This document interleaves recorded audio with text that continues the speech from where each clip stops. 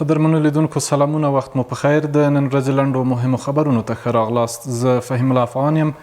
د نورستان پارون کې د سیلابونو د قربانیانو د ژغورنې او لټون عملیات لا هم دوام لري. د عامه روغتیا وزارت وایي د نورستان ولایت د وروستیو سیلابونو د ټپیانو د درملنې په موخه یې 14 قلمه درمل د یاد ولایت عامه روغتیا ریاست ته سپارلي دي.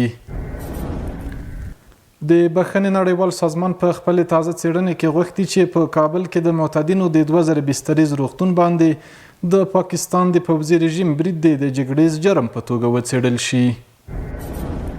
د هرات ولایت مقام مطبوعاتي دفتر وایي د دغه ولایت د والي په لارښوونه سر له نن ورځې د هرات ښار په 9 بېلابېلو ځایونو کې اوبلن ګاز د هر کیلوګرام په سر په 55 افغانیو ویشل کیږي. د یاد دفتر په وینا دا اقدام د بیو د کنټرول او له ښاریانو سره د ملاتړ په موخه ترسره شوی دی.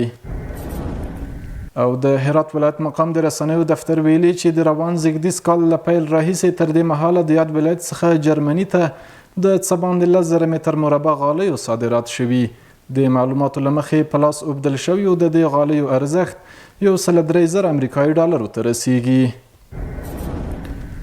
او رویټرز د غزې روغتیایي چارواکو په حواله راپور ورکړی چې اسرائیلي رژیم تېره ورځ په غزه کې په یوه کور برید کړی چې له امله یې 6 کسان شهیدان شوي دي.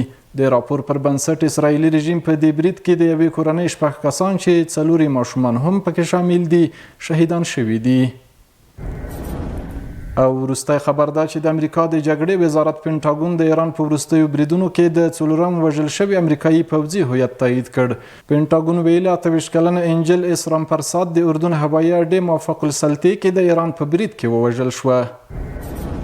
درنو لیدونکو، د نن ورځې لنډ او مهم خبرونه هم دومره وو. تر بیا ښې چارې، ښه وخت.